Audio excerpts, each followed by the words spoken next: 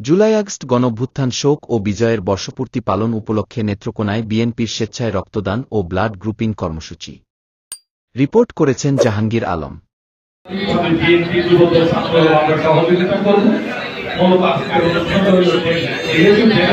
July August গণঅভ্যুত্থান শোক ও বিজয়ের বর্ষপূর্তি পালন উপলক্ষে কেন্দ্রীয় কর্মসূচির অংশ হিসেবে নেত্রকোনায় জেলা বিএনপির উদ্যোগে স্বেচ্ছায় রক্তদান ও ব্লাড গ্রুপিং কর্মসূচি পালন করা হয়েছে।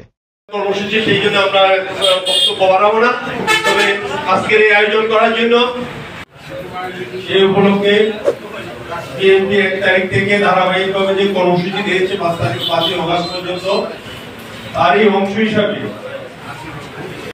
দিবসের কর্মসূচি উপলক্ষে ডক্টর অ্যাসোসিয়েশন অফ বাংলাদেশ ড্যাব নেত্রকোনা জেলা শাখার উদ্যোগে এবং বাংলাদেশ জাতীয়তাবাদী দল বিএনপি নেত্রকোনা জেলা শাখার সহযোগিতায় স্বেচ্ছায় রক্তদান ও ব্লাড গ্রুপিং কর্মসূচি পালন করা হয়।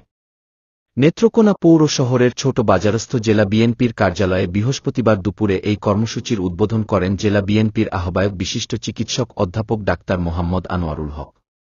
এ সময় উপস্থিত ছিলেন জেলা বিএনপি, যুবদল, ছাত্রদল, স্বেচ্ছাসেবক দল ও মহিলা দলসহ সকল অঙ্গ সহযোগী সংগঠনের নেতাকর্মীরা। উপস্থিতিতে জেলা বিএনপির যুগ্ম আহ্বায়ক এস.এম. মনিরুজ্জামান দুদুর সঞ্চালনায় এ সময় বিশেষ অতিথি হিসেবে বক্তব্য রাখেন জেলা বিএনপির সদস্য সচিব ডক্টর রফিকুল ইসলাম হিলালি।